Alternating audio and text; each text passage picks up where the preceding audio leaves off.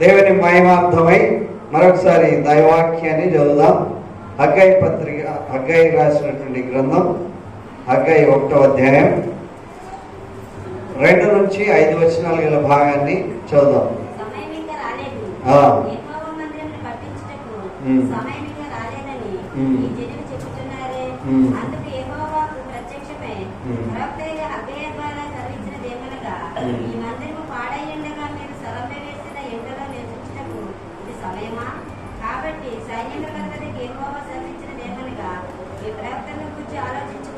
హల్లెలూయా.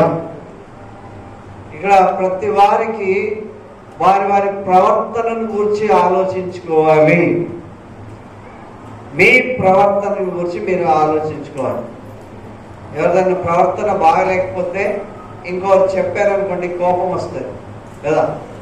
కనుక ప్రతి వాళ్ళు కూడా నా ప్రవర్తన చాలా బాగుంది అనుకుంటారు. దైవవాక్యము వెలుగులోనికి వచ్చేసరికి నా ప్రవర్తన ఎంత బాగుందో నాకు తెలుసు, దేవుడికి తెలుసు. ప్రతి వారిని అద్దంలో చూసుకోవాలి. చాలా సంతోషం. అందరూ కూడా ఎక్కువ శాతం బాప్తీసం తీసుకున్నారు. బల్ల ఆరాధనలో పాల్పంపులు పొందారు. బల్ల ఆరాధనలో పాల్పంపులు పొందకుండా దూరం నుండి చూస్తున్నారు. మీ వరకు దగ్గరగా వచ్చింది. మీ మనసులో ఏమనుకుంటారు? బల్ల మీ దగ్గర వరకు వచ్చి ఇటు పక్కకి తిరిగింది, మీ దగ్గరికి రాలే. యు ఆర్ కేపబుల్ అని అనుకుంటున్నారా? అన్కేపబుల్ అనుకుంటున్నారా? మీరు దానికి అర్హులు అనుకుంటున్నారా? అర్హత లేని వారు అనుకుంటున్నారా? ఏం శబ్దం చేయరు. బల్లలో పాలు పొందలేనటువంటి వ్యక్తుల కొరకు, బన్ను కొరకు అడుగుతున్నా. లేదా ఇక్కడ అమ్మాయి కొరకు, వెనిత కొరకు కూడా అడుగుతున్నా. You are matured minded now. You can choose yourself. మీరు మీ అంతలో మీరు ఏం చేయగలరో అది చేయగలరు. బల్ల నేను బాప్తీసం తీసుకోక మునుపు నా ప్రక్క కూర్చున్నా నాకు బల్లిస్తే నాకు ఇవ్వకపోతే నేను చాలా నామోషిగా ఫీల్ అయ్యేవాడిని. నేను ఇంకా ఆ స్థానానికి ఎదగలేదా, లేకపోతే నాకు బల్ల ఇవ్వడానికి ఆటంకం ఏంటి? బాప్తీసం తీసుకున్న తర్వాత తీసుకోక మునిపే నేను కంఠద వాక్యాలు అవన్నీ నేర్చుకున్నా. అప్పుడప్పుడు వేరే వేరే ప్రార్థనలో కూడా పాలిభాగస్తున్న అయ్యేవాడిని. అయినా సరే నేను బాప్తీసం పొందకపోవడం వల్ల వల్ల నా దగ్గర దాకా వచ్చి పక్కకు కదిలితే ఎలాగనిపిస్తుంది? ఏమనిపించదా మీకు? నా వైపు చూడాలి. ఏమనిపిస్తుంది? ఏమనిపించట్లేదా? బైబిల్ చదువుతున్నారు, ప్రార్థన చేస్తున్నారు, పాట పాడుతున్నారు, అన్నీ కూడా పాల్గొంటున్నారు. ఇది కనుక తీసుకోకపోతే నాలో ఏమి లోటు అనుకోవాలి. తర్వాత దేవుడు వాక్యం చెబుతున్నటువంటి మాట, ఫిలిప్పు నపుంసకుడి దగ్గరికి పరిగెత్తిపోయి దేవుడు వాక్యం చెప్పాడు. చదువుతున్నాడు. ఆయన నపుంసకుడు ఏం చేస్తున్నాడంటే చదువుతున్నాడు. బైబిల్ యెషయా గ్రంథం 53వ అధ్యాయం చదువుతున్నాడు. 53వ అధ్యాయం చదువుతుండగా ఈయన పరిగెత్తిపోయి, దేవుని ఆత్మచేత పరిగెత్తిపోయి రథం కన్నా ముందు వెళ్ళిపోయి రథం ఎక్కి ఆయనతో అంటాడు, అయ్యా ఏం చదువుతున్నావు నువ్వు అంటే, ఆయన అంటాడు, దైవవాక్యం చదువుతున్నాను, యెషయా గ్రంథం చదువుతున్నాను అంటాడు. నీకు ఏమర్థమైంది? యెషయా గ్రంథం ద్వారా నీకు అర్థమైనటువంటి విషయం ఏంటి అని అంటే, ఎవరో నాకు బోధించకపోతే నాకు ఏమర్థం అవుతుంది అంటే. లెక్కల సబ్జెక్టు తీసుకున్నాం అనుకోండి, ఇంత పెద్ద వాల్యూమ్ బుక్ ఉంటుంది లెక్కల సబ్జెక్టు తీసుకున్నా ఎంత పండితుడికైనా ఒక గురువు ఉండాలి. ఉండాలా లేదా? గురువు ఉండాలి. లేకపోతే ఆ ఫార్ములా తెలియదు. ఆ ఫార్ములా తెలియకపోవడం వల్ల మనకు లెక్కలు రావు. లెక్కల సబ్జెక్టు టీచర్ వచ్చేసరికి మనం ఏమవుతుందంటే అప్స్టాండింగ్ అయిపోతాం, కనబడకుండా పోతాం. లేకపోతే ఏదో వంక పెట్టుకొని ఆ క్లాస్ మనం బయటికి వెళ్ళిపోయే పరిస్థితి కనబడుతుంది. ప్రతి దాంట్లో కూడా ఎవ్రీ ట్రూత్ ఈజ్ ప్యారలల్ అన్నాడు. ఎవ్రీ ట్రూత్ ఈజ్ ప్యారలల్ అంటే ఏ సత్యమైన ఇహలోక సంబంధం కానీ పరలోక సంబంధం కానీ సత్యమే. కనుక మీ ప్రవర్తనను గురించి ఆలోచించండి. మనం ఏమనుకుంటున్నాం అంటే నా సమయం ఇంకా రాలేదు. ఏమనుకుంటున్నాం? నా సమయం ఇంకా రాలేదు, నా సమయం వచ్చినప్పుడు నేను వస్తాను అనే పరిస్థితి ఉంటుంది. సమయం మనం చేజిక్కించుకోవాలి. సమయాన్ని మనం ఎప్పుడైతే చేజిక్కించుకుంటామో ఆ సమయంలో మనం ఆనందించే భాగ్యం అనేది కనబడుతుంది. హల్లెలూయా. కనుక దేవుని యొక్క నామం పేరట మీ అందరికి కూడా జ్ఞాపకం చేస్తున్నాను ఏంటంటే మీ ప్రవర్తన గురించి చాలా జాగ్రత్తగా ఆలోచించుకోవాలి. మనకు చాలాసార్లు మన ప్రవర్తన గురించి పట్టదు, పక్కోడి ప్రవర్తన గురించి పడుతుంది. పక్కింటోళ్ళు, ఎదురింటోళ్ళు, వాళ్ళు వీళ్ళు ఏం చేస్తున్నారు, ఎలా సంపాదిస్తున్నారు, ఏం తింటున్నారు, ఏం ధరించుకుంటున్నారు అని వాళ్ళ మీద దృష్టి ఉంటుంది. కానీ మన ప్రవర్తనను గురించి ఆయన అంటున్నాడు, మీ ప్రవర్తనను గురించి ఏం చేయాలంట? ఆలోచించండి. ఎవరి గురించో ఆలోచించక్కర్లేదు, మీ ప్రవర్తన గురించి ఆలోచించండి. రోజుకి ఎన్నిసార్లు ప్రార్థన చేస్తున్నారు, ఎన్నిసార్లు దేవుని వాక్యం చదువుతున్నారు, ఎన్ని పాటలు నేర్చుకుంటున్నారు, లేకపోతే ఎంత పవిత్రంగా బ్రతుకుతున్నారు. మీ నోట వచ్చే ప్రతిదీ కూడా మీరు తలంపులు అన్నీ కూడా ఆలోచించుకోమని దేవుని వాక్యం చెప్తుంది. ఎన్నిసార్లు చెప్తుందంటే ఈ వాక్య భాగంలో 7వ వచనంలో కూడా ఈ మాట చెప్తుంది.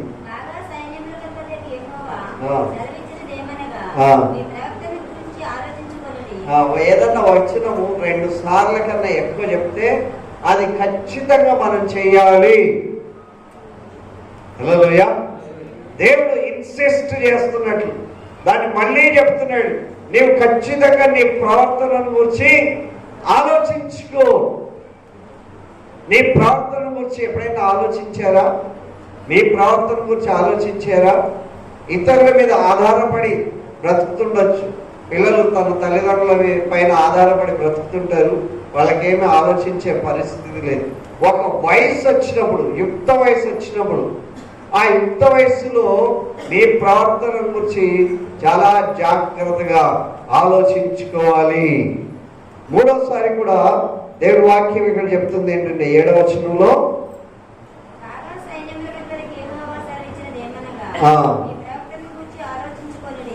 మీ ప్రవర్తనను గురించి దేవుడు సైన్యములకు అధిపతి యెహోవా సెలవిచ్చినదేమనగా మీ ప్రవర్తనను గురించి ఆలోచించాలి.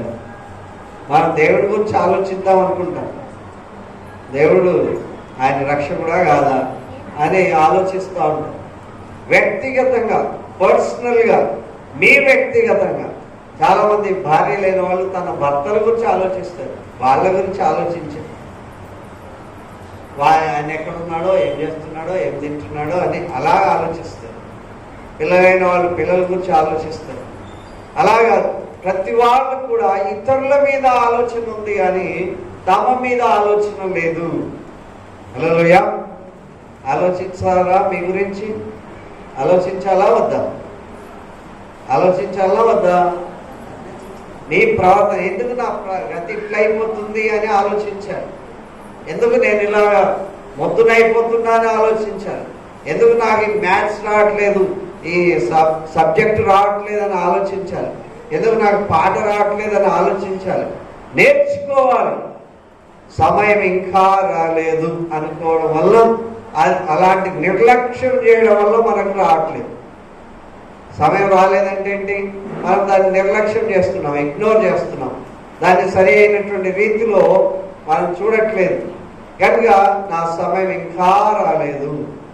కొంతమంది పిల్లలు ఆయా సందర్భాల్లో నేను బాప్తిజం తీసుకుంటా అంటే, కానీ తల్లిదండ్రులు ఏమంటారు అంటే, ఇప్పుడే ఇంకా చిన్నోడు, ఆయనకి ఇంకా తెలుగు రావాలి. వాళ్ళ యొక్క ఆశల మీద నీళ్లు చల్లుతూ ఉంటారు. కనుక సమయాలు, బాలుడైన సమయాలు చిన్ననాటి నుండే దేవుని ఆరాధించడం మొదలుపెట్టాడు. హల్లెలూయా. చిన్ననాటి నుండే, పాలు మానినప్పటి నుండే ఆయన చేతులు జోడించి దేవుడి సముఖంలో ప్రార్థన చేయడం మొదలుపెట్టాడు. కనుక దేవుని యొక్క సమయం నీ కొరకు వచ్చింది. దేవుని యొక్క సమయం నీ కొరకు వచ్చింది. సారిక వచ్చిందా? ఆమె సమయం అక్కడే ఉంది. ఓకే, రావాలి, అందరూ రావాలి ఖచ్చితంగా. దేవుడి వాక్యం ఈ అంత్య దినంలో ఏమవుతుందో ఎప్పుడు ఏమవుతుందో తెలియదు కనుక మనం సమయం పోనీయక సద్వినియోగం చేసుకుంటూ అజ్ఞానుల వలె కాక జ్ఞానుల వలె నడుచుకోవాలి. ఎఫెసీ పత్రిక 5:15 ఈ మాట కనబడుతుంది కనుక సమయం పోనీయక seize the opportunity, whatever this some time is there, you have to seize that opportunity. Seizing an opportunity. Cricket ఆడుతూ ఉంటాడు, వాడికి అందమైన బాల్ను సిక్సర్ పోనీయకుండా కాపాడుతాడు, 4 పోకుండా కాపాడుతాడు. నాకే దొరకట్లేదులే అని చెప్పి ఉంటాడా? కనుక సీజింగ్ అనే ఆపర్చునిటీ, నీకు ఉన్నటువంటి సమయాన్ని ఏ రీతిగా సద్వినియోగం చేసుకోవాలి. సమయం సద్వినియోగం చేసుకోవాలి. సమయం పోనీయక సద్వినియోగం చేసుకోవచ్చు. నాకు మతి తిరిగిపోయింది. అజ్ఞానుల వలె కాక, అంటే సమయాన్ని వెచ్చించేవాడు, సమయం టైం పాస్ చేసేవాడు ఏంటి? అజ్ఞాని. అజ్ఞాని ఏంటి? సమయాన్ని పోనిస్తూ ఉంటాడు. చాలా సందర్భాల్లో హోటళ్ళలో కూర్చుంటే టీ తాగుతూ ఉంటే కొంతమంది ఊరికేనే వేస్ట్గా సమయం గడుపుతూ ఉంటారు. చాలామంది కాలేజీల దగ్గర పిల్లలు క్లాస్ కొట్టి అక్కడ చదువుతూ సమయం గడుపుతూ ఉంటారు. ఈ మధ్యలో ఫ్లెక్సీలు వచ్చేసాయి, మల్టీప్లెక్స్ కాంప్లెక్స్లు వచ్చేసాయి. వాడు సినిమాకి పోతున్నాడో తెలియదు, షాపింగ్ పోతున్నాడో తెలియదు. మా కాలంలో అయితే సినిమా హాల్ అనేది ప్రత్యేకంగా ఉండేది, ఎవడు సినిమా పోయినాడో ఈజీగా తెలిసిపోతుండే. ఇప్పుడు మల్టీప్లెక్స్లు వచ్చేసేసరికి వాడు షాపింగే పోయినాడో సినిమాకే వెళ్ళాడో ఏమీ తెలియదు. కనుక దేవుడు వాక్యం జ్ఞాపకం చేస్తుంది, if you use your time in a proper way, మీ సమయాన్ని మీరు సరిగ్గా సద్వినియోగం చేసుకుంటే ఏమవుతారంట? ఏమవుతారు? ఏమవుతారు? ఏమవుతారు? జ్ఞానులు అవుతారు కదా. జ్ఞానులను కింద కూర్చోబెట్టారు కదా. వాళ్ళు జ్ఞానులు కింద కూర్చున్నామన్నా సరే, అయ్యా మీలాంటి పెద్దల కింద కూర్చుంటే మేము కూడా కూర్చుంటాం కింద అని. మీరు పట్ట మీద కూర్చోండి, మేము ఇంకా కింద కూర్చుంటాం అంటారు. ఇక మీరు ఇలాంటి సరంపి వేసినటువంటి వాటిలో కూర్చుంటాం, మేము నేల మీద కూర్చుంటాం అంటారు. కనుక అజ్ఞానులు అయినటువంటి వ్యక్తులను జ్ఞానులతో పోల్చలేము. ఓకే, సమయం సద్వినియోగం చేసుకుంటూ అజ్ఞానుల వలె కాక జ్ఞానుల. సామెతల గ్రంథం 5వ అధ్యాయం మనందరికి సుపరిచితం.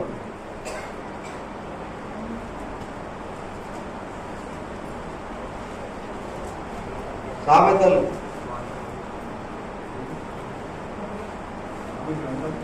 5:1.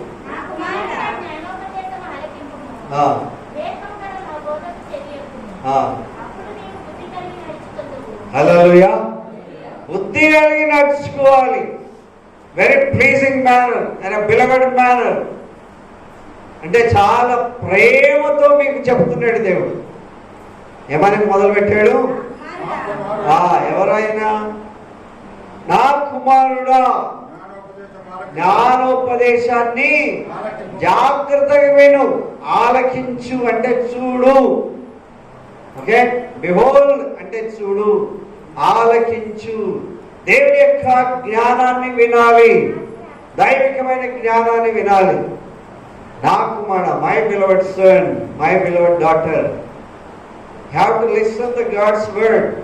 Be careful. ఇంకా ఏముంది? వివేకం కలిగినటువంటి నా బోధకు చెవియొగ్గు. దేనికి చెవియొగ్గాలి? దేవుని యొక్క బోధకు, వివేకంగా మాట్లాడే దేవుని యొక్క బోధకి మీ చెవియొగ్గాలి. రాగానే నాకు అనిపించింది, ఏంటి మన ప్రజలకి బుద్ధి ఉందా లేదా అనిపించింది. మేము అంత దూరం నుండి పరిగెత్తుకొని వస్తే ఇక్కడికి వచ్చేసరికి ఏమి కూడా కనబడకుండా ఉంటే మరి మనం ఏమనుకోవాలి? అజ్ఞానులమా జ్ఞానులమా? జ్ఞానం కలిగి ప్రవర్తించాలి. దేవుని వాక్యం చెప్తుంది 20వ కీర్తనలో, బుద్ధి జ్ఞానం లేని కంచెర గాడిద వల్ల గృహంలాగా మీరు ఉండొద్దు. ఏముండదంట?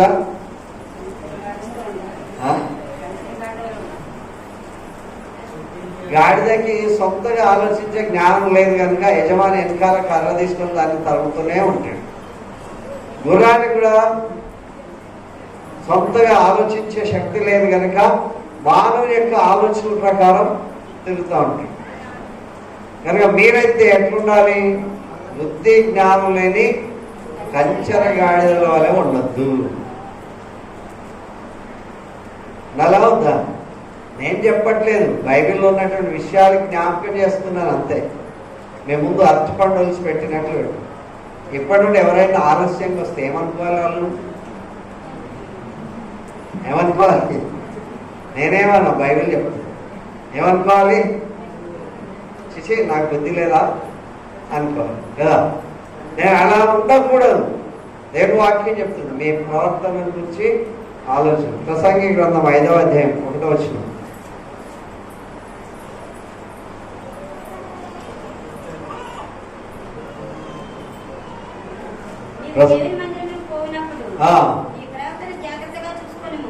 ఎక్కడెక్కడికి వెళ్ళినా ఏ రకంగా చేసినా నీవు దేవుని మందిరానికి మాత్రం వెళ్ళినప్పుడు నీ ప్రవర్తనను జాగ్రత్తగా చూసుకోవాలి.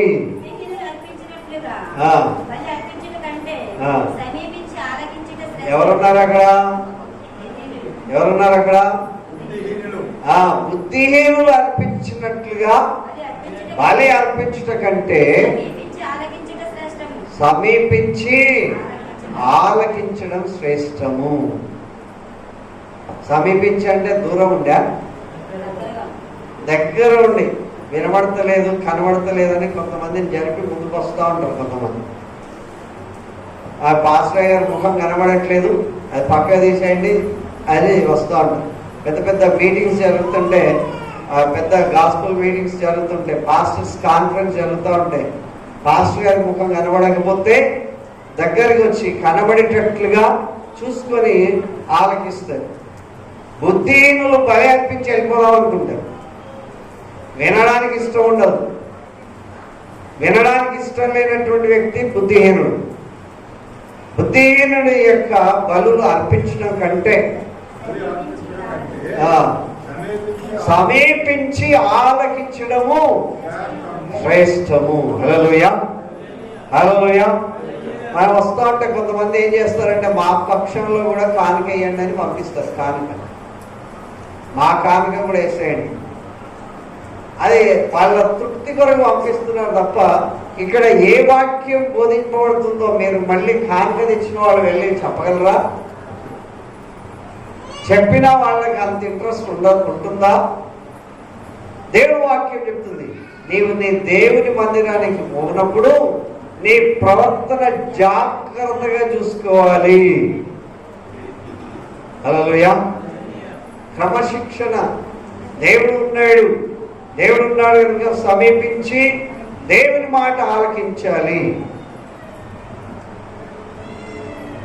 తల్లిదండ్రులకి నేను ఖచ్చితంగా చెప్తున్నా, మీరు మీ పిల్లల్ని రానియకుండా ఏదో పనులకు పెట్టేశారనుకోండి, రేపు పొద్దున వాళ్ళు మొక్కాయి వంగనిది అన్నీ ఉంటాయి కనుక వాళ్ళు రానైపోతారు. ఇప్పుడు మొక్కగా ఉన్నప్పుడే చక్కగా అంటు కట్టబడాలి. దేవుని చేత అంటు కట్టబడితే తప్పకుండా దేవుని యొక్క సంగతులను వింటారు.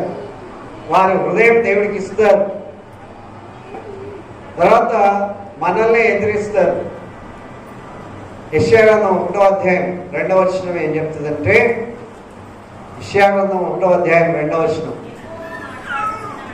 యెహోవా మాట్లాడుచున్నాడు, ఆకాశమా ఆలకించు, భూమి చెవియొగ్గు. హల్లెలూయా. దేవునికి కూడా ఇలాంటి ఫ్రస్ట్రేషన్ వచ్చేసింది అనమాట, విసుగుదల వచ్చేసింది. ఎవరికి చెప్పాలి? ఏమని? ఆ కింది భాగంలో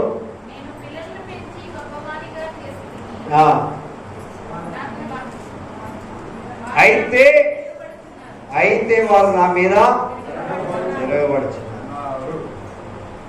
మంచి అన్నం పెట్టి కూర చేసి అన్నీ చేసి తిందరు రండి అని జాషురా అని పిలిచి అలా తీసుకొచ్చి పెట్టి నాకు వద్దుపో అన్నారు అనుకోండి, ఎలా ఉంటుంది? నీ కూర వద్దు, నువ్వు వద్దు, అసలు అన్నం వద్దు అని అన్నారు అనుకో, బ్రతిమాడినా సరే ఒక్కోసారి తిరగవాడి ఎవరన్నామన్నాడు ఈ కూర అన్నారు అనుకో, అప్పుడేమనిపిస్తుంది? అప్పుడు మరీ బాధ అనిపిస్తుంది. అసలు నీ మాట విన్నా ఇంట్లోకే రాను అన్నాడు అనుకోండి, అప్పుడు ఎంత ఏడుపు వస్తుంది? ఒకసారి దేవుడు అంతటి వాడికి నాకు అనిపించింది చదువుతుండే, ఎవరికి చెప్పుకోవాలి? ఆకాశం ఎంతుందో భూమి అంతుంది. ఆకాశం ఏం పరిగెత్తి, ఆకాశమా ఆలకించు, భూమి నేను పిల్లల్ని పెంచాను, గొప్ప వాళ్ళని చేశాను, అయితే వాళ్ళు ఏం చేశారు?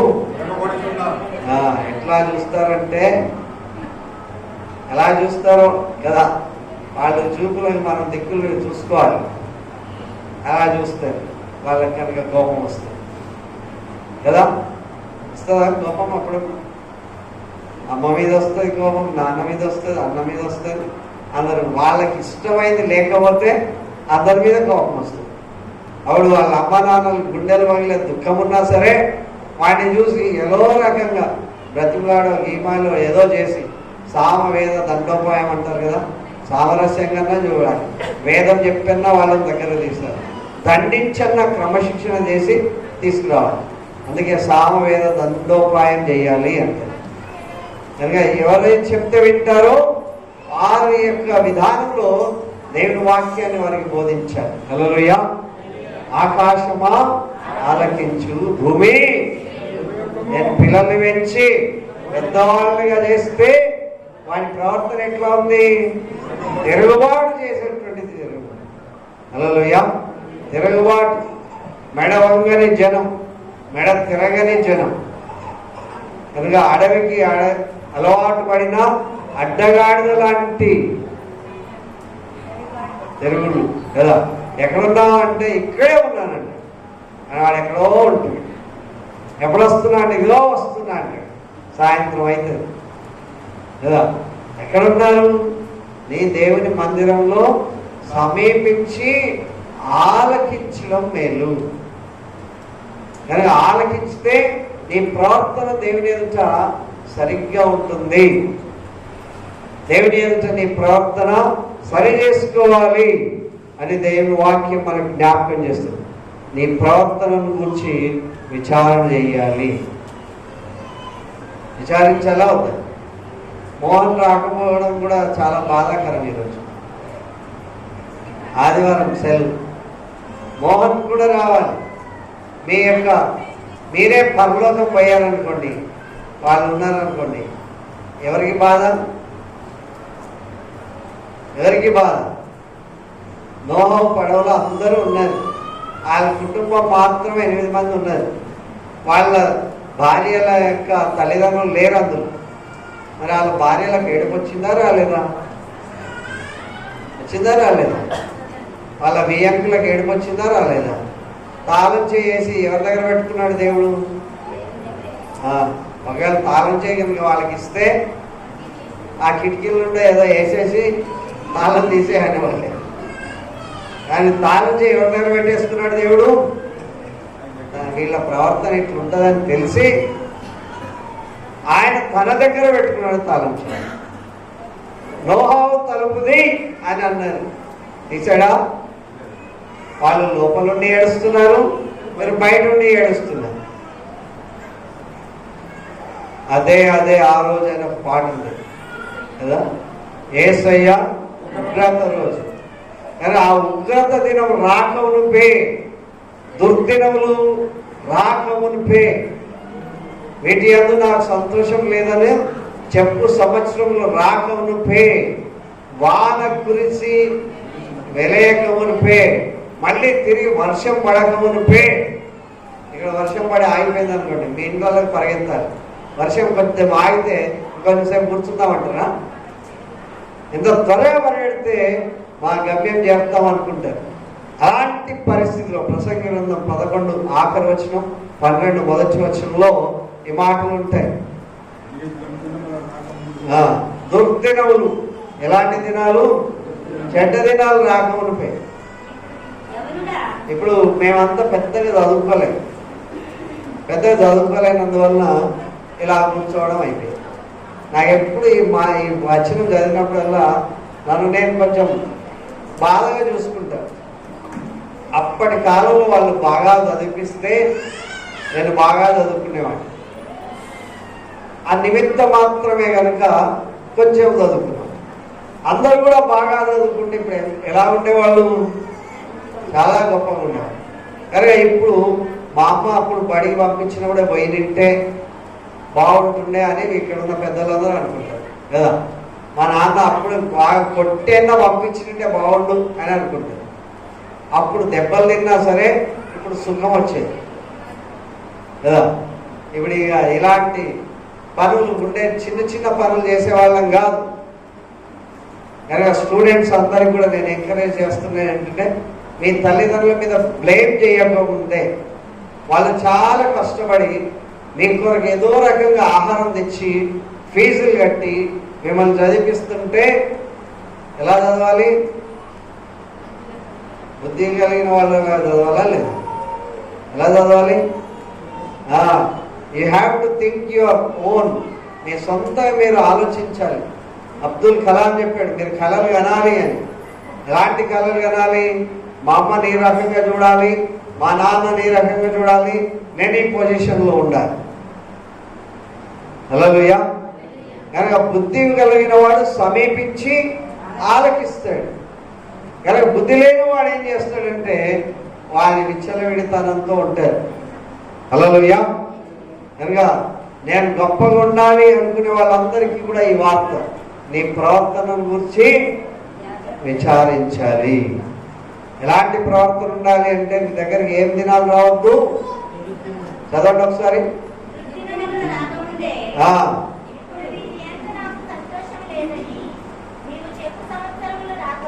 ఇప్పుడు వీటి యందు నాకు సంతోషం లేదని చెప్పు సంవత్సరములు రాకముందే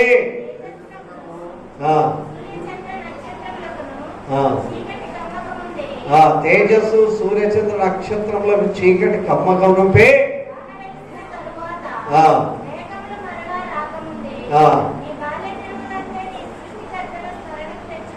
ఎప్పుడు తెచ్చుకోవాలి? నీ బాల్య దినమందే. ఇక్కడ బాల్య దినం అంటే ఆ పిల్లోడు బాల్యం కదా, బన్ను బాల్యం కాదు కదా, యూత్. బాల్య దినమందే స్మరణకు తెచ్చుకోవాలి అంటే యూత్ అయిన వాళ్ళందరూ కూడా బాప్తిసం పొందాలా వద్దా? నీ ప్రవర్తన చక్కబట్టుకోవాలి అంటే ఖచ్చితంగా నీవు దేవుడికి అంకితమైపోవాలి. నీ ప్రవర్తన గురించి జాగ్రత్తగా ఉండాలి. ఇప్పటివరకు చాలాసార్లు నేను గమనిస్తూ వస్తూ ఉంటాను ఏంటంటే, మా అమ్మ నాన్నలకే చెప్తాడు పాస్టరే గారు, మాకేం చెప్పడనుకున్నట్లు కూర్చుంటారు. నాకేం తెలియదు, నాకు ఊరికేనా వాళ్ళ వెనకాల వచ్చాం, కూర్చున్నాం, మళ్ళీ పోయాం. కానీ ఇప్పుడు ఎవరు ఆలోచించాలి అంటే పిల్లలు ఆలోచించాలి. మా అమ్మ ఈ స్థానంలో ఉండడం ఎందుకు? మా నాన్న ఇంత కష్టపడి పనిచేయడం ఎందుకు? మేము చదివితే ఏమవుతాము?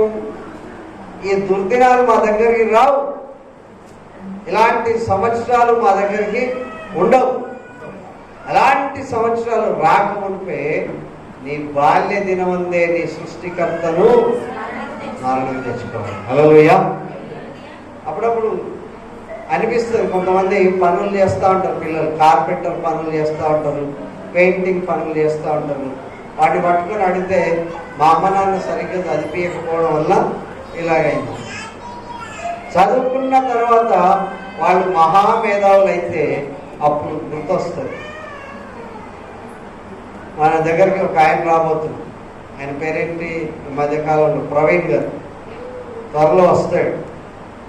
ఆయన ఎంత కష్టపడి చదువుకున్నాడో ఈ మధ్యకాలంలో మాట్లాడాం. ఆర్ఎస్ ప్రవీణ్ గారు మన దగ్గరికి వస్తాడు. కనుక ఏ రకంగా వాళ్ళ అమ్మ ప్రార్థన, కన్నీటి ప్రార్థన, మొకాళ్ళ ప్రార్థన, కనుక ఈరోజు అందరినీ హిమాలయస్ ఎక్కించేటువంటి పనిలో అయినాయి. హల్లెలూయా, హల్లెలూయా.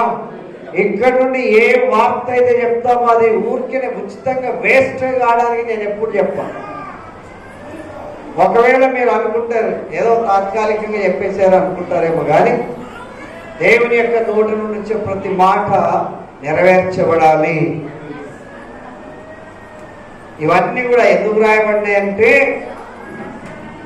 మనకు బుద్ధి కలగడానికి రాయబడ్డాయి. ఈ మాటలన్నీ ఎందుకు రాయబడ్డాయి అంటే మనకు బుద్ధి కలగడానికి రాయబడ్డాయి దైవవాక్యం. కనుక మనకి ఉన్నతమైన స్థానాలను మనం చూసుకోవాలి, అద్భుతమైనటువంటి స్థానాలను చూసుకోవాలి. కనుక ఇంకా దేవునికి పరిచర్య కొరకు సాధనంగా ఉండడానికి ప్రయత్నం చేయాలి. ఇక చాలామంది ఏమనుకుంటున్నారు, పెళ్ళిళ్ళు అయిపోయినాయి కనుక ఇక మాకు ఇంతే. పెళ్ళిళ్ళు అయిపోయినా చదివే వాళ్ళు చాలామంది ఉన్నారు.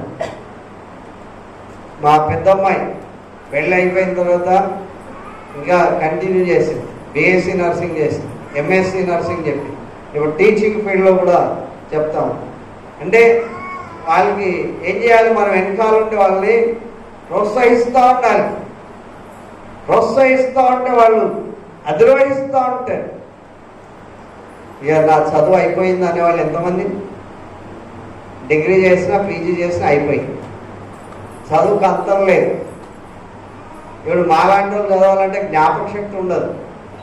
మీకేమైంది? ఉంటుందా ఉండదు? ఉంటుందా ఉండదా? కనుక మీరు ఇంకా అద్భుతంగా విహరించేటువంటి వ్యక్తులు ఉండాలి. దేవుడు బుద్ధి జ్ఞానం, ఎవరికన్నా జ్ఞానం కొద్దిగా ఉంటే ఎవరిని అడగాలి? దేవుడు ఎవరిని కూడా, ఒకవేళ పాస్టర్ గద్దించవచ్చు, అమ్మ గద్దించవచ్చు, నాన్న గద్దించవచ్చు, తర్వాత పండితులు గద్దించవచ్చేమో, కానీ దేవుడు అంటాడు ఎవరిని గద్దింపక ధారాళంగా దయచేసేవాడు. జ్ఞానం, నీ ప్రవర్తనలో జ్ఞానం కొరకు అడిగేవా ఎప్పుడైనా దేవుణ్ణి? మంచి దుస్తుల కొరకు అడుగుతామేమో, మంచి భోజనం కొరకు అడుగుతారేమో. నాకు మంచి జ్ఞానమే దేవా అని అడిగితే సొలొమోనుకి ఇచ్చాడు గొప్పగా. దేవుడు ఇస్తాడా ఇయ్యడా? ఇస్తాడా లేదా? ఏం శబ్దం చేయరండి, ఓపెన్ యువర్ మౌత్. ఆహాహా అంటే చక్కెర కనబడుతుంది. ఉండాలి. దేవుడు వాక్యం చెప్తుంది. దేవుడు అంటాడు నువ్వు అడగాలి, అడిగితే నేను సమస్తం నీకు ఇస్తాను. ఎలా శ్రమపడాలంట? సామెతల గ్రంథం 2వ అధ్యాయం, సామెతల గ్రంథం 2వ అధ్యాయం. వెండిని వెదికినట్లు వెదిగితే, దాచబడిన ధనమును వెదికినట్లు వెదిగితే, యెహోవా యందు భయభక్తులు కలిగి ఉండడం ఎట్టిదో నీవు గ్రహిస్తావు. కల్పన కూడా చదవచ్చు, ఇంకా ఓపెన్ యూనివర్సిటీలు కట్టవచ్చు. ఓకే, నేను ఇక్కడ ఎంతకాలం ఉంటానో అంతకాలంలో మీరంతా పీజీలు చేసి మంచిగా కనబడాలి. ఓకే, మంచిగా కనబడాలి. చదువుకున్న వాళ్ళు కూడా ఇంకా చదవాలి. చదువుతే యేసు ప్రభువే చెప్పాడు, దేవుడే, నేను వచ్చినప్పుడు చదువుటేందు రాయటేందు ఎడతెగ ఉండాలి అని చెప్పాడు. ముచ్చట్లు పెట్టుకొని ఉండమని చెప్పలే, ముసలమ్మ ముచ్చట్లకు దూరంగా ఉండమని చెప్పాడు. ఏం చేయమన్నాడు? చదువుటేందు రాయటేందు ఏకదాటి ఉండాలి, శ్రద్ధ కలిగి ఉండాలి. రీడ్ అండ్ రీడ్ రీడ్, చదివి చదివి చదివి అలా చదువుతూనే ఉండాలి. బుద్ధిమంతులైతే ఆకాశ మండలపు జ్యోతుల వల్లే వర్ధిల్లుదురు. హల్లెలూయా. ఏం కావాలంట? మీరు ఏం కావాలని దేవుడి కోరిక? ఆకాశ మండలపు జ్యోతుల వల్లే నక్షత్రాలలాగా వర్ధిల్లే వాళ్ళు ఉండాలి. నాకు ఎప్పుడు కూడా చిన్న చిన్న పనుల మీద సాటిస్ఫాక్షన్ ఉండదు. ఎవరు కూడా చిన్న పనులతో ఆగిపోకూడదు. సుందరరావు కూడా చదవచ్చు, ఆన్లైన్ క్లాసులు వినొచ్చు. ఇప్పుడు అన్నిట్లో నవ్వద్దు, 98 కూడా చదువుతున్నది. చదవాలి. మీ ప్రవర్తన గురించి ఆలోచించాలంటే నేనేం తప్పు చేయొద్దు, తప్పు చేయకుండా ఉండడం మంచిదే, పవిత్రంగా ఉండడం మంచిదే. నీ జ్ఞానం పెరగాలని దేవుడు కోరుతున్నాడు. ఏం పెరగాలి? జ్ఞానం పెరగాలి. జ్ఞానం కలిగిన వాడిని కలిగిన తండ్రికి అధిక సంతోషం తీసుకురావాలి. హల్లెలూయా. ప్రవర్తన గురించి ఆలోచించండి అంటే చదువుతున్నావా, చదువుతలేవా, రాస్తున్నావా, కాపీ కొడుతున్నావా, ఏం చేస్తున్నావా అంత మాత్రమే. పాస్ అయిపోతే కాదు, మొత్తం ప్రపంచాన్ని జయించినట్లు కాదు, ఇంకా చదువుతున్నాను. హల్లెలూయా. హల్లెలూయానేనా? ఓకే, చదవాలి. నీ ప్రవర్తన చదువుతూ ఉంటే నీ ప్రవర్తన మెరుగుపడుతూ ఉంటుంది. జ్ఞానం అభ్యాసం చేసుకోవాలి. సామెతల గ్రంథం 1వ అధ్యాయం 2-3 వచనాలు చదవండి.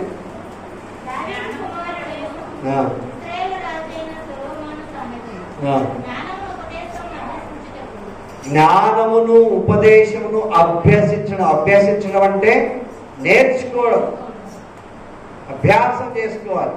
కంఠస్థం వస్తుందా అని, కంఠస్థం. ఇప్పుడు ఆ బట్టి పరిస్థితి కనబడతలేదు.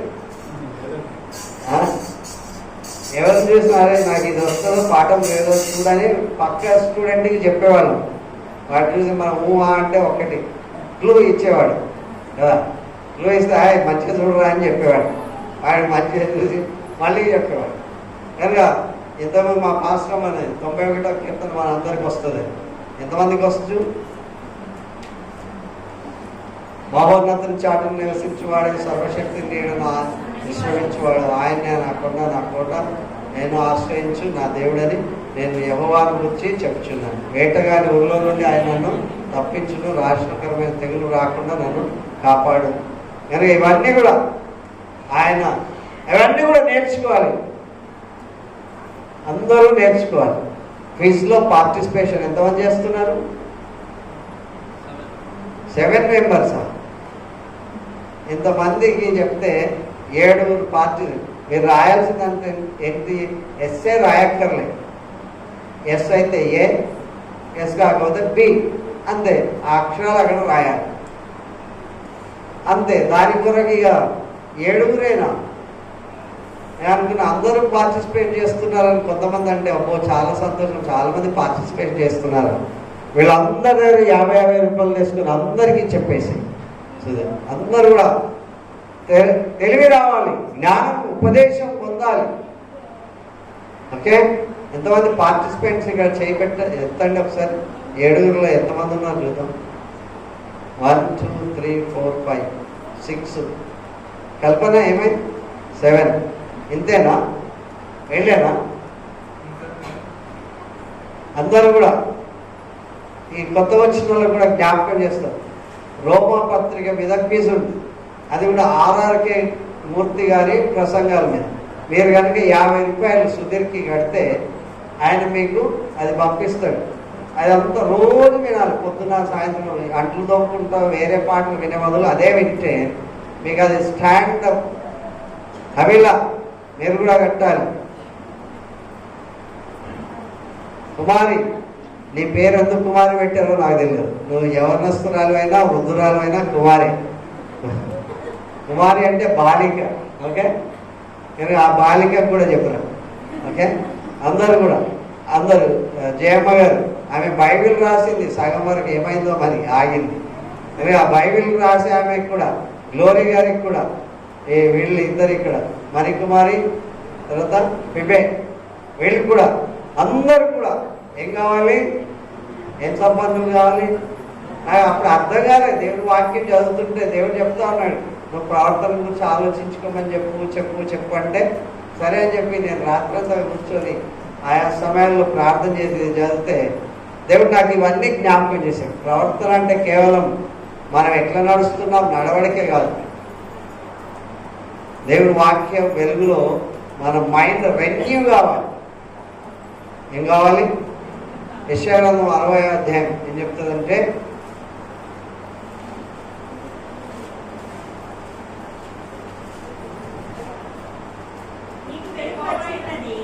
లెమ్ము, అది మర్చిపోయింది. లెమ్ము, రైజ్ అండ్ షైన్.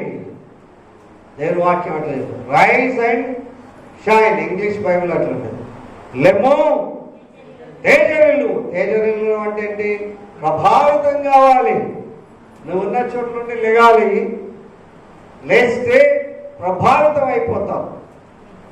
నువ్వు ఎక్కడ కూర్చున్నావు అక్కడ కూర్చుంటే అదే స్థితిలో ఉంటావు. ఎప్పుడైతే లెమ్ము తేజరిల్లుము, నీకు వెలుగు వచ్చినది, యెహోవా మహిమ నీ మీద ప్రకాశించుచున్నది. హల్లెలూయా. దేవుని యొక్క మహిమ నీ మీద ప్రకాశిస్తుంది. దేవుని వెలుగు నీలో ప్రకాశిస్తుంది. దేవుని యొక్క వాక్యం నీలో ప్రభావితం అవుతుంది. హల్లెలూయా. ఏం ఆలోచించాలి? నీ ప్రవర్తన గురించి ఆలోచించాలి. నీ యొక్క ఆలోచన విధానం, నీ జ్ఞానం గురించి ఆలోచించాలి. నీ యొక్క దేవుని మందిరానికి వెళ్ళే విషయాన్ని గురించి ఆలోచించాలి. దేవుని వాక్యం ఇంకా మనం ఏమైనా చూసామంటే 2వ అధ్యాయం 15వ వచనం. హగ్గయి 2వ అధ్యాయం 15వ వచనం.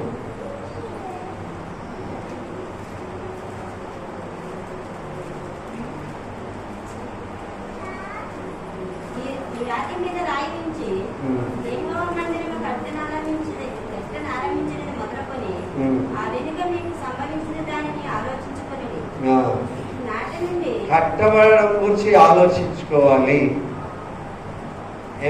కట్టబడడం అంటే ఎడిఫికేషన్, అభివృద్ధి చెందడం గురించి ఆలోచించుకోవాలి. సహవాసంగా ఉండడం గురించి ఆలోచించుకోవాలి. రాయి మీద రాయి పెట్టి ఎట్లయితే శిఖరం కడతామో ప్రతి ఒక్కరు కూడా ఆ రీతిగా దేవుని కొరకు కట్టడం ప్రారంభం కావాలి. చాలా మంది అంటారు, నేను నా ఇంటి వారు యెహోవాను సేవిస్తాను. యెహోషువ చెప్పినట్లు నేను నా ఇంటి వారు యెహోవాను సేవిస్తాం. సేవించడం అంటే కొలవడం, ఆయన ఆరాధన చేయడం. ఆయన ఆరాధన చేయడం అంటే మనం అందరం కూడా కలిసి ఉండడం. హల్లెలూయా. అలాగే రాయి మీద రాయి పెట్టి కట్టడం గురించి ఆలోచించినట్లుగా ఎడిఫికేషన్, సంఘం యొక్క క్షేమాభివృద్ధి.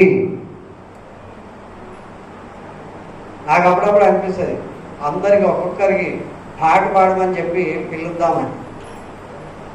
మనకు పాట రావాలి, ప్రార్థన రావాలి, వాక్యం తెలిసి ఉండాలి, వాక్యం నేర్చుకునేటువంటి సామర్థ్యం మనం కలిగి ఉండాలి. ఎడిఫికేషన్, కట్టడం అంటే ఎడిఫికేషన్. ఎడిఫికేషన్ అంటే ఇంగ్లీష్, తెలుగు పదం ఏంటంటే క్షేమాభివృద్ధి. సంఘము క్షేమాభివృద్ధి కలిగి ఉండాలి. క్షేమములో అభివృద్ధి కలిగి ఉండడం క్షేమాభివృద్ధి. చాలా మంది రాకపోవడానికి కారణం ఏంటి అంటే వాళ్ళు తన సొంత పనులను చూసుకుంటున్నారు. ఇది చాలా ప్రార్థన చేయడం లేకపోతే వాక్యం వినడం చాలా తక్కువ స్థాయి అనుకుంటున్నారేమో. నీకు ఆశీర్వదింపబడేటువంటి స్థలం ఇది. హల్లెలూయా. అందుకే దేవుని వాక్యం ఇంకా విలాప వాక్యం 3వ అధ్యాయం 40 వచనం. విలాప వాక్యం 3వ అధ్యాయం 40 వచనం.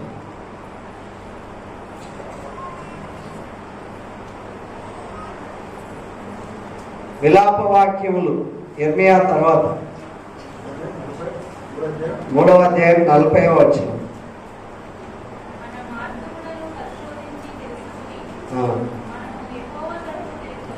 మన మార్గములను ఏం చేయాలంట? మీరే మీ మార్గాలను పరిశోధించాలి. మీ పరిశోధనలో మీ మార్గం ఎట్లా ఉందో తెలుసుకోవాలి. పరీక్షించి పరిశోధించి తర్వాత మార్గాలను పరిశోధిస్తే మనం ఎవరి వైపు తిరుగుతామంట? యెహోవా వైపు తిరుగుతాం, దేవుని వైపు తిరుగుతాం. మన మార్గంలను పరిశీలించినంతసేపు మనం అడవికి అలవాటు పడినట్లే తిరుగుతాం. కనుక దేవుని వాక్యం ఇక్కడ జ్ఞాపకం చేస్తుంది, మనం ఎందుకు ఇట్లా అయినామని. విలాప వాక్యం అంటే ఏడుపు కాలం. ఏడుపు కాలంలో మేము ఇట్లా ఎందుకు అయ్యామని అంటే మనం మార్గాలను మనం సరిగ్గా చూసుకోలేదు కనుక మనం ఇట్లాగయ్యాం. మనం మార్గాలను సరిగ్గా చూసుకుంటే దేవుని వైపు మనం తిరుగుతాము. 1 కొరింథీయులకు రాసిన పత్రిక 13వ అధ్యాయం 5వ వచనం.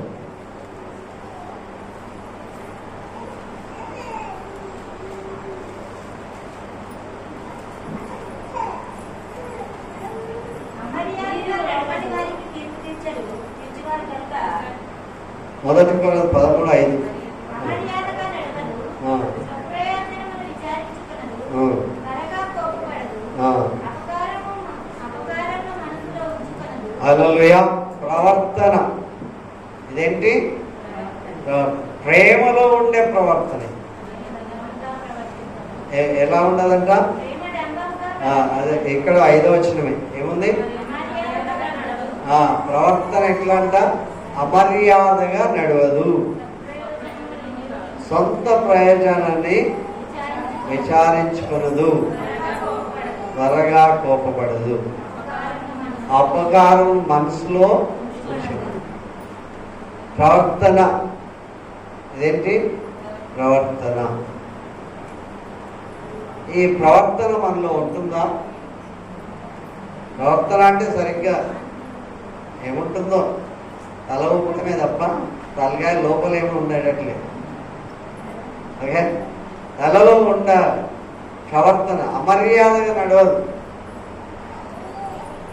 అపకారమును మనసులో ఉంచుకోదు, త్వరగా కోపపడదు, మర్యాదగా నడుస్తుంది. ప్రేమ ఇదన్నీ కూడా మర్యాద గురించి చెప్పు. మొదటి పేతురు 1:1. మొదటి పేతురు 1:1. యేసుక్రీస్తు ఆ. అపొస్తలుడైన పేతురు తండ్రి అయిన దేవుని భవిష్యత్తు జ్ఞానమును బట్టి ఆత్మవలన పరిశుద్ధత పొందిన వారై విధేయులగుటకును యేసుక్రీస్తు రక్తము వలన ప్రోక్షింపబడుటకును ఏర్పరచబడిన వారికి అనగా పొంతు గలతీ కప్పిదొకియ ఆసియా బిథునియ అనే దేశములందు చెదరని వారిలో చేరిన యాత్రికులకు శుభమని చెప్పి వ్రాయినది. మీకు కృపయు సమాధానం విస్తరించునుగా. హల్లెలూయా. ఇక్కడ దేవుని యొక్క ప్రియులందరి కొరకు కూడా మీ అందరికీ కృప సమాధానము విస్తరించేటువంటి ప్రవర్తన శుభమని చెప్పి రాస్తూ మీ అందరికీ శుభం కలగాలి, మేలు కలగాలి, ఇది విస్తరించాలి. కీర్తనలు 18, 25, 26 వచనాలు.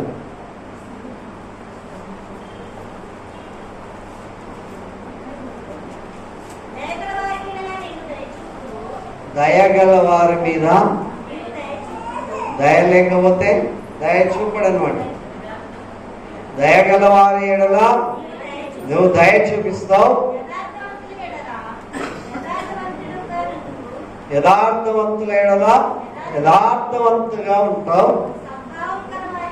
సద్భావం గల వారి ఎడల సద్భావం చూపుదువు, మూర్ఖుల ఎడల నీవు ఖచ్చితంగా నువ్వు. హల్లెలూయా. మనం ఎట్లా ఉంటే అవతల వ్యక్తి యొక్క స్పందన అట్లా ఉంటుంది. మన మూర్ఖులమైతే దేవుడు కూడా మన మీద మూర్ఖత్వం చూపిస్తాడు. దయగలవారం అయితే దయ చూపిస్తాడు. యథార్థవంతులమైతే యథార్థం. ప్రవర్తన ఎట్లా ఉండాలి? యథార్థంగా ఉండాలి, దయ కలిగి ఉండేటువంటి వ్యక్తులుగా ఉండాలి. లేవికాండం 26, 23, 24 వచనాలు. లేవికాండం. శిక్ష మూలముగా మీరు నా ఎదుట గుణపడక నా విరోధముగా నడిచిన యెడల నా శిక్ష మూలంగా దేవుడు శిక్షించినప్పుడు ఏం చేయాలంట? గుణపడాలి. గుణపడాలి అంటే సరిచేయబడాలి. శిక్ష మూలంగా మీరు నా ఎదుట గుణపడక నా ఎదుట గుణపడక నాకు విరోధంగా నడిచిన యెడల నేను కూడా మీకు విరోధంగా నడిచెదను. దేవుడే మనకు విరోధంగా నడిస్తే ఎట్లుంటుంది మన పరిస్థితి? అస్సలు బాగుంది. మనం ఇది చేస్తుంటే ఆయన అంటాడు, నువ్వు ఇంటికి తీసుకొస్తే నేను దాన్ని చిల్లు పెట్టేస్తా, నేను చెదరగొడతా అంటాడు. కనుక నీ ప్రార్థన గురించి ఆలోచించాలి. మనం గుణపడాలి, తర్వాత మనం బాగుపడాలి. లేకపోతే దేవుని వాక్యం ఆయనకు విరుద్ధంగా నడిస్తే నేను కూడా మీకు విరుద్ధంగా నడుస్తాను. దేవుడు మన నీ పాపములను బట్టి ఎన్నిసార్లు అంట? అందరు రెడీయా దాని కొరకు? ఏడంతల శిక్ష దేవుడి నుండి పొందుకోవడానికి రెడీయా? లేదా దేవుని మాట విని మనం చక్కబడి నక్షత్రాల్లాగా వర్ధిల్లడానికి ఇష్టమా? సమీపించి ఆలకించడం మేలా? మన ప్రవర్తన గురించి ఆలోచించుకోవాలి. హల్లెలూయా. ఈ శిక్ష ఎందుకు వస్తుంది, ఈ పాపం, ఈ శాపం నాకు ఎందుకు వస్తుంది అని తెలుసుకొని దేవుడికి దగ్గరగా బ్రతకాలి. దేవుడు ప్రేమమయుడే, కానీ కోపం వస్తే ఆయన కోపం మనం ఎవరం కూడా భరించలేని పరిస్థితి. యెషయా గ్రంథం 59:18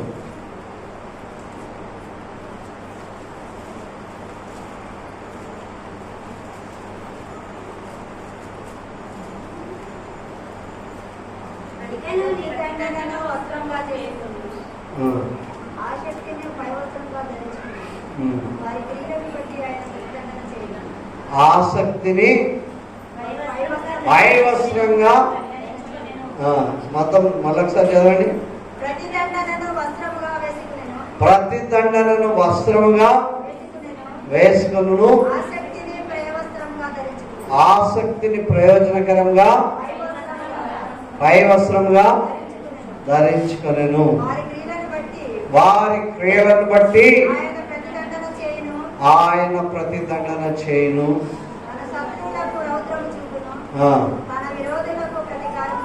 తన విరోధులకు ప్రతీకారం. దేవుని యొక్క వాక్యం ప్రవర్తన అంటే ఇన్ని రకాలుగా మన ప్రవర్తనకు విరుద్ధంగా దేవుడు కనుక ప్రవర్తిస్తే మనకి ఇంకా దిక్కుండదు. కనుక దేవుడి వాక్యం జ్ఞాపకం చేస్తుంది పిల్లలు. ఎవరి ప్రవర్తన జాగ్రత్తగా చూసుకోవాలి. మనమంటే గుంపులో గోవింద అయిపోతుంది. ఎవరి ప్రవర్తన? నా ప్రవర్తన నేను జాగ్రత్తగా చూసుకుంటే దేవుడు నన్ను హెచ్చిస్తాడు, మిమ్మల్ని హెచ్చిస్తాడు. కనుక చదువు అయిపోయింది అనుకునే వాళ్ళందరికీ చదువు అయిపోయిందా? అయిపోయిందా? బాప్తిజం తీసుకున్న వాళ్ళందరికీ ఏం కావాలి? బాప్తిజం కావాలొద్దా? కావాలొద్దా? రెడీ చెప్పాలి, ప్రిపేర్ ఉండాలి. రాము గారు మీరు కూడా ప్రిపేర్ ఉండాలి. దేవుడి వాక్యం మనకు జ్ఞాపకం లేదు. దేవుడు రాకడ ఎప్పుడో తెలియదు కనుక మనం సిద్ధంగా ఉండాలి. వాక్యంలో వేరు పరిస్థితులై ఉండాలి. కూర్చుంటే లేస్తే ఇతరులకు చెప్తాం ప్రవర్తన మార్చుకో, ప్రవర్తన మార్చుకో, ప్రవర్తన. దేవుడు అంటాడు నువ్వు వాళ్ళకి చెప్పేవాడు నీ ప్రవర్తన ఎట్లుందో చూసుకో. హల్లెలూయా. ఈ ప్రవర్తన దేవునికి ఇష్టంగా ఉంటే దేవుడు గొప్పగా మనల్ని దీవిస్తాడు. హల్లెలూయా. ప్రార్థన చేసుకుందాం. పరిశుద్ధుడా, నమ్మకమైన దేవా, మీకు స్తోత్రం. ఈ సమయంలో మీ సన్నిధి నాకు మాకు అనుగ్రహించారు, దీవించారు. ప్రభా, నా ప్రవర్తనను సరి చేసుకోవడం నాకెంతో ఇష్టం. ప్రభా, మీ వాక్యపు వెలుగులో నా జీవితం సరిచేయండి. తద్వారా ఇక్కడ ఉన్న ప్రతి ఒక్కరు కూడా తమ ప్రవర్తనను ప్రభావం గురించి విచారించుకోవడానికి కృప చూపించారు. దైవవాక్యపు వెలుగులో మా జీవితాలను సరి చేసుకోవడానికి అయ్యా మాకు జ్ఞానము, అయినా మాకు సమస్తం మీరైనందుకు స్తోత్రం. ప్రతి వారి ప్రవర్తన మీకు ఇష్టమైన విధానంలో ఉండడానికి ప్రభావం మీరు సహాయం చేయండి. ఇదా తండ్రి, ప్రతి ఒక్కరి ప్రవర్తన గురించి మీ పాదసన్నిధిలో మొరబెడుతున్నాం. ఎక్కడైతే మీకు ఇష్టమైన ప్రవర్తన లేదో వారి ప్రవర్తన మార్చి మీ మహిమార్థమై దీవించమని యేసు ఘనమైన నామమున అడుగుచున్నాం తండ్రి, ఆమేన్. సభలో మన కానుకలు ప్రభు సమర్పిద్దాం.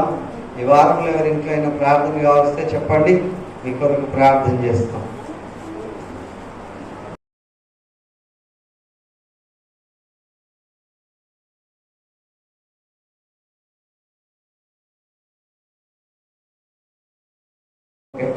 ఒక చిన్న సాక్ష్యంను 1 minute నేను పంచుకుంటాను.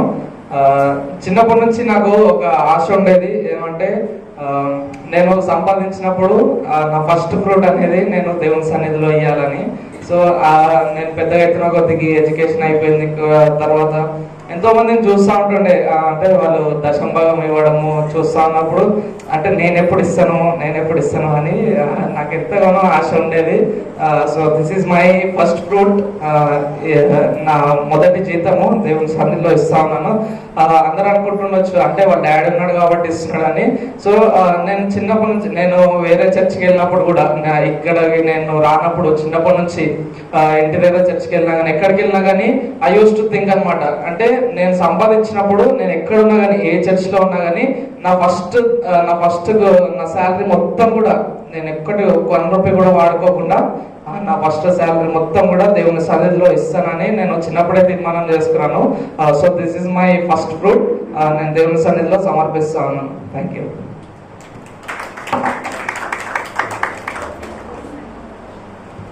మేము లంగరోజులు ఉన్నప్పుడు బయటికి సేవకి వెళ్ళాం. పిల్లలు మాత్రం ఉంటున్నారు. అప్పుడు స్కూల్కి వెళ్ళి వచ్చారు. విజయరాజ్ అని ఒక పాస్టర్ ఇప్పటికీ ఉన్నాడు. ఆయన మా ఇంటికి వచ్చి ప్రార్థన చేస్తారు. అర్చన దేవేన సుధీర్ వీళ్ళు ముగ్గురు అప్పుడే స్కూల్కి వెళ్ళి వచ్చారు. ఆయన వచ్చి అమ్మ నాన్న లేరా అంటే లేరండి. సరే అని 2 నిమిషాలు వెయిట్ చేసి ప్రార్థన చేశాడు. ప్రార్థన చేసి వెళ్ళిపోతుంటే మా సుధీర్ జేబులోకి వెళ్ళి 2 రూపాయలు తీసి ఆయన కానుక ఇచ్చాడు. ఆయన ఈ రోజు వరకు కూడా మర్చిపోయాడు. మనం నేర్పిస్తే వాళ్ళు ఖచ్చితంగా నేర్చుకుంటారు. మనం ఎప్పుడు కూడా వ్యర్థంగా, దేవుని యొక్క మాట ఎప్పుడు వ్యర్థం కాదు. భూమి మీద ఉన్న సమస్తమైన జనుల కంటే హెచ్చుగా నిన్ను హెచ్చిస్తాడు. అది నాకు ఎప్పుడు కూడా గుర్తొస్తుంది. భూమి మీద ఉన్నటువంటి సమస్తమైన జనుల కంటే హెచ్చుగా హెచ్చిస్తాడు. ఇలా చెప్తే అర్థం కాదు, అనుభవపూర్వకంగానే తెలుసుకుంటాం. ఇంకోటి నేను చెప్పాలనుకున్నాను, సమయం వచ్చింది, సందర్భాన్ని బట్టి చెప్తున్నాను. అందరూ కూడా దశమ భాగం ఇవ్వడానికే చాలా కష్టపడతారు. అసలు దశమ భాగం ఇయ్యరు. ఇచ్చినా సరే బైబిల్ క్రమంలో ఉన్నటువంటి దశమ భాగం ఇస్తే అసలు దేవుడు అద్భుతంగా ఆశీర్వదిస్తాడు. బైబిల్లో ఉండే దశమ భాగం. కొన్ని సందర్భాల్లో కొంతమంది మాటలు విన్నప్పుడు ఒక రకమైన దుఃఖము, ఆవేదన, బాధ అనిపిస్తుంది.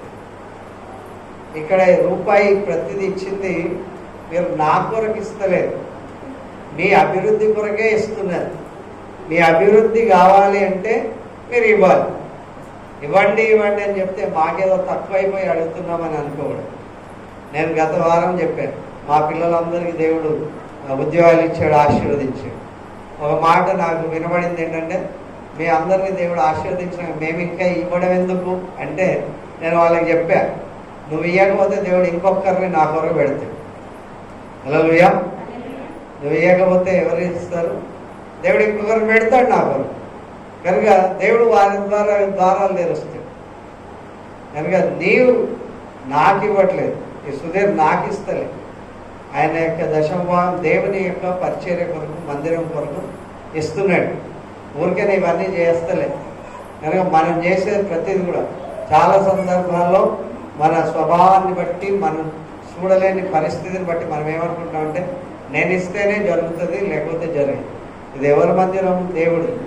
దేవుడు ఇస్తే జరుగుతుంది. దేవుడు ఎవరిని ప్రేరేపిస్తే వద్దన్నా సరే ఇస్తారు, వద్దు చాలు అన్నా సరే ఇస్తారు.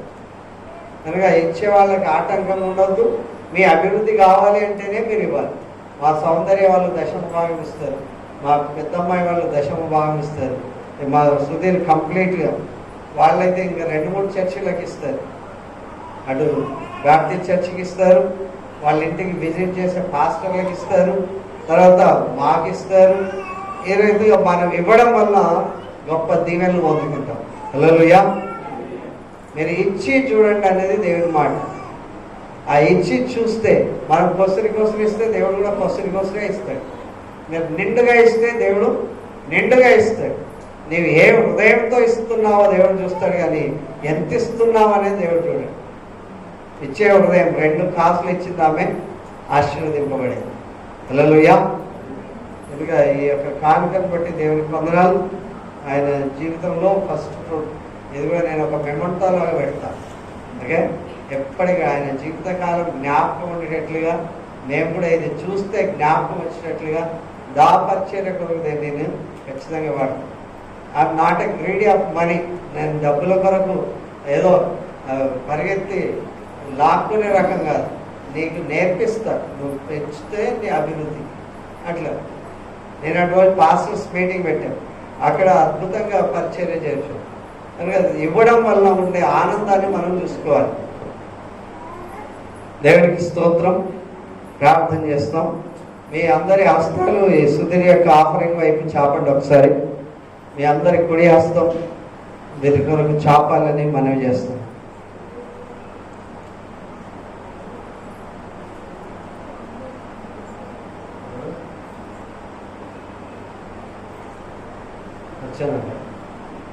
అర్చన ఆఫరింగ్ కూడా గ్రేట్. సో నా ప్రజలు సత్యం అనుసరించి నడుచుకుంటున్నారని వినుట కంటే ఎక్కువైన సంతోషం లేదు. మీ హృదయపూర్వకంగా మీ కుడి హస్తం చాపండి. తప్పకుండా దేవుడు వీటిని దీవించాడు. పరిశుద్ధుడా, నమ్మకమైన దేవా, మీకు స్తోత్రం. అర్చన యొక్క ప్రభా జీతాన్ని బట్టి మీకు వందనాలు. సుధీర్ యొక్క మొట్టమొదటి జీతం మీ యొక్క అద్భుతమైన పరిశుద్ధమైనటువంటి సన్నిధికి మీ పాదాల దగ్గరికి తీసుకొస్తున్నాను. వారి హృదయ వాంఛలు అందించండి. ఆశ్చర్యకరుడని మీకు పేరు. ఆశ్చర్యకరంగా వీరిని వర్ధిల్ల చేయండి. మీకు ఇచ్చుండగా ఆకాశ వాకిళ్లను విప్పి పట్టజాల విస్తారమైన దీవెనతో నింపుతానని చెప్పారు. ఆ రీతిగా దీవించుకొని వేడుకుంటున్నాను. ఇదో ఈ కానుకలను బట్టి మీకే వందనాలు. ఆ రీతిగా ప్రభా, అదే రీతిగా మోహన్ రావు గారు కూడా ఇచ్చినటువంటి కానుక తమ దశమ భాగం బట్టి కూడా మీకు మహిమ చెల్లిస్తున్నాం. నూరంతల సమృద్ధి దయచేయండి. ఇవ్వడంలో ఉండే ఆనందం, ఇవ్వడంలో ఉండేటువంటి తృప్తి, ఇవ్వడంలో ఉండేటువంటి గొప్ప దీవెన ప్రభా మీరు చూచినట్లు వీరి జీవిత కాలం అంతట్లో కూడా ఎన్నడూ కూడా మరచిపోలేని వెలగలిగినటువంటి వెలకట్టలేనటువంటి ధనాన్ని వారి హృదయ వాంఛలను తెచ్చండి. ఆపద కాలంలో ఆదుకునే దేవుడు నాయన, మీరే సహాయం చేసే దేవుడు. మీకే స్తుతులు చెల్లిస్తున్నాను. దీవించమని అయ్యా. ఇంకా ఏ అక్కరున్నా అక్కర తీర్చి దానిలో అధికమైనటువంటి దీవెనతో నింపి మీ మహిమ మీ ద్వారా ప్రపంచానికి చాటబడినట్లు సహాయం చేయండి అయ్యా. మేము కేవలం నోటితో చెప్పేవాళ్ళం కాక క్రియల రూపంగా ప్రభా ఇదో జీవించే వ్యక్తులంగా ఉండడానికి మీరు సహాయం చేయండి. సంఘమంతటి కొరకు, సంఘ క్షేమం కొరకు ప్రార్థన చేస్తున్నాం. ప్రతి ఒక్కరూ నేర్చుకొని అట్టి ఆనందాన్ని పొందటానికి సహాయం చేయమని ఇచ్చిన కానుకలను బట్టి మీకే మహిమ చెల్లిస్తుంది. యేసు ఘనమైన నామములో అడుగుచున్నాం తండ్రి. ఆమేన్. ఆమేన్.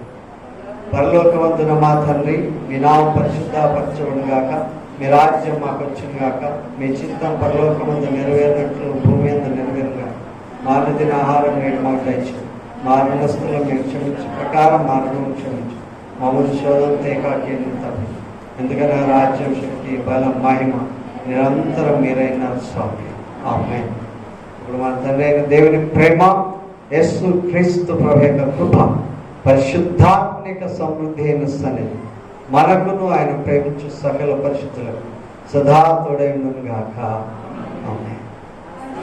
స్వాదంబుల్ మా మీద వర్షింపచేయుమిషా, ఆశతో నమ్మియున్నాము నీ సత్యవర్ధంతము. ఈ మాయి మీద